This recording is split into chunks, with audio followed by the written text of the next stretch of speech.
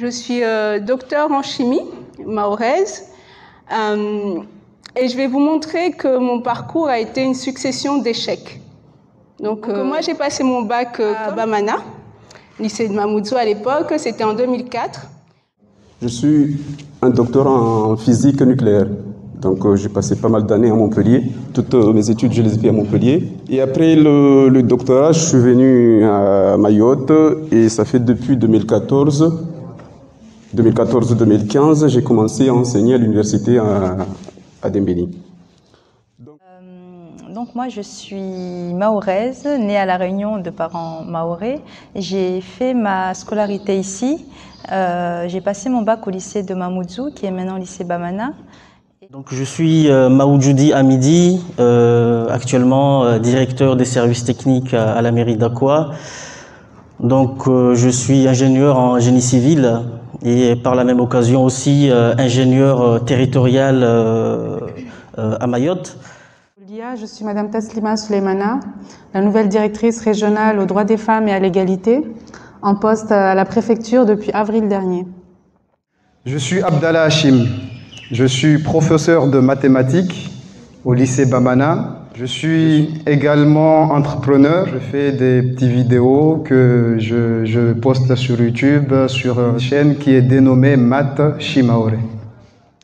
Donc moi je suis Fatourani Mouhamadi, j'ai 34 ans, je suis maman de quatre enfants.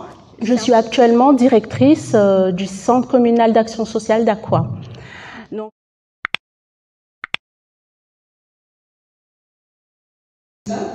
Notre objectif de cette matinée est de vous présenter les profils de Maoré. Donc ils ont des profils bien distincts, ils vont se présenter par la suite. Nous aimerions aussi vous éveiller sur les difficultés associées aux études hors département et vous prodiguer quelques conseils pour y faire face et puis vraiment partager nos expériences de vie. Voilà. Donc, comme je l'ai dit, l'objectif n'est pas de présenter la méthode, mais de vous présenter nos méthodes. Qu'est-ce qui a fonctionné, comment est-ce qu'on a fait, comment est-ce qu'on s'est adapté pour y arriver. Donc, nous commençons par Madame Taslima Souleymana, je vous prie de m'excuser, elle est cadre administrative, directrice régionale aux droits des femmes. Interviendra par la suite Monsieur Hachim Abdallah. Donc, il est mathématicien, professeur de mathématiques actuellement, il a d'autres activités en parallèle, il vous exposera tout ça. Donc, ensuite, en troisième position, interviendra Madame Mouhamadi Fatourani, qui est sociologue, directrice d'un CCAS au sein d'une municipalité. En quatrième position devrait intervenir Monsieur Elad Chakrina, qui est docteur en droit avocat. Il a eu un impératif, mais il fera intervenir un collègue, un confrère qui a le même profil que lui. Ensuite, en cinquième position, interviendra Madame Tania Isha, qui est docteur en pharmacie. Sa spécialité, c'est l'officine et elle exerce à Mayotte. Et enfin, nous finirons cette matinée d'échange avec M. Hamid Maoujoudi, qui est ingénieur en génie civil, directeur d'un service technique au sein d'une municipalité. Donc, sans plus tarder, je passe la main à Taslima. Oui, donc merci Faudia de m'avoir invitée aujourd'hui. Je suis très contente d'être ici pour vous faire partager mon expérience. Donc moi je suis mahoraise, née à La Réunion de parents mahorais. J'ai fait ma scolarité ici. J'ai passé mon bac au lycée de Mamoudzou, qui est maintenant lycée Bamana. Et ce qui était vraiment marquant à cette époque-là, c'était il y a 10 ans, c'est que j'entendais beaucoup de la part des profs, du corps enseignant en général, que le taux de réussite des étudiants mahorais était très faible. Et j'avais tout le temps ça en tête. Je ne sais plus le chiffre exactement, mais on disait tout le temps que le taux d'élèves mahorais qui part et qui réussit est très très faible. Et ça déjà, c'était une source un peu d'angoisse à l'approche du bac et du départ en métropole, parce que je me disais en fait que j'avais pas autant de chance peut-être qu'un étudiant qui a passé son bac ailleurs. On entendait beaucoup que le bac mahorais ne vaut pas beaucoup, etc.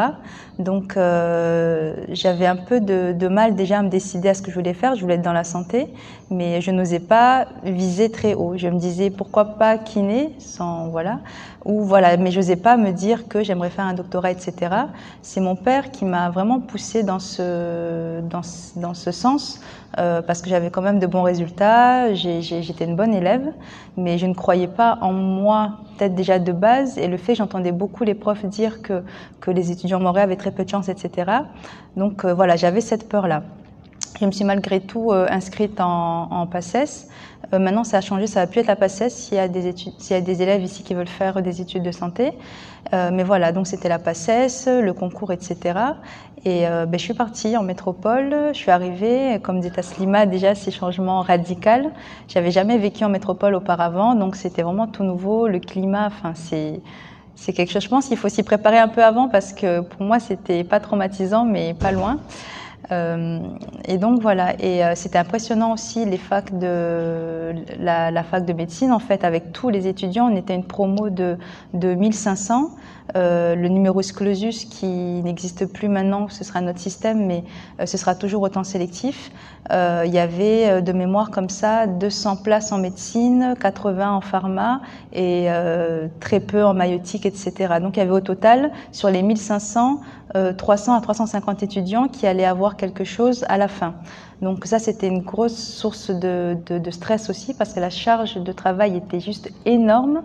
Et encore une fois, comme dit Taslima, quand on est ici, on a les profs, on a des petits cours, c'est vraiment facilement gérable quand on s'organise bien. Arrivé là-bas, la masse de travail est juste vraiment très importante. Et si on n'y est pas préparé avant, on est très vite noyé sous tout ça en fait. Tous les jours, on a différents cours, différents intervenants et il fallait vraiment être à jour dans ces cours. Donc, ce que j'entendais beaucoup avant de partir, on nous disait que oui, le matin on a cours, il n'y a pas cours l'après-midi, donc c'est très gérable. Voilà, c'est pas si compliqué que ça. Or non, la masse de travail était telle que même en n'ayant pas cours l'après-midi, c'était difficile de revoir tous ces cours. Puis surtout qu'on n'avait pas un prof en particulier. On était des grands amphis de 800-600 personnes. Il fallait prendre des notes le plus vite possible. C'est aussi la prise de notes. On n'y est pas forcément préparé. Il fallait prendre des notes le plus vite possible et pouvoir retravailler ses cours, chercher des informations qu'on n'a pas bien eues à côté. Donc ça, c'était aussi compliqué. Du coup, la première année est passée. Moi, j'ai réussi le concours la deuxième année. La première année, j'étais pas assez bien classée. Il faut dire, j'avais pas forcément une bonne méthode de travail.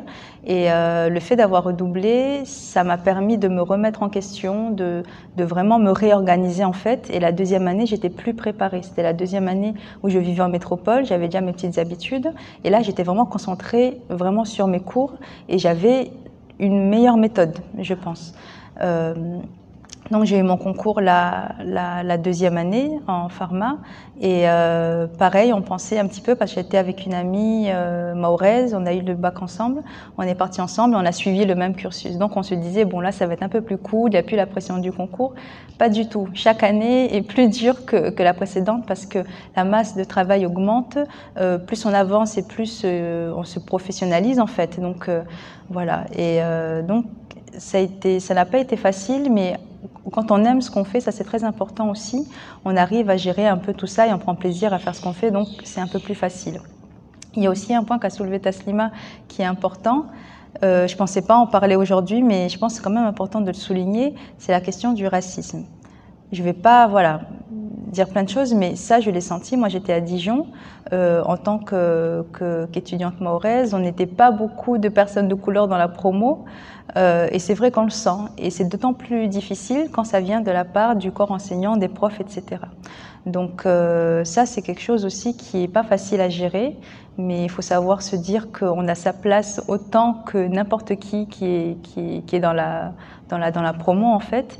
Et vraiment ne pas se décourager. Vraiment, faut enfin, l'image de la course est vraiment pertinente parce que c'est vraiment comme ça qu'on le ressent. C'est vraiment une course d'endurance et au moment où vraiment on n'en peut plus, il faut vraiment pas abandonner, se dire qu'on est là pour une bonne raison, qu'on a tous les droits d'être là et qu'on peut aussi y arriver, il n'y a pas de raison et continuer comme ça.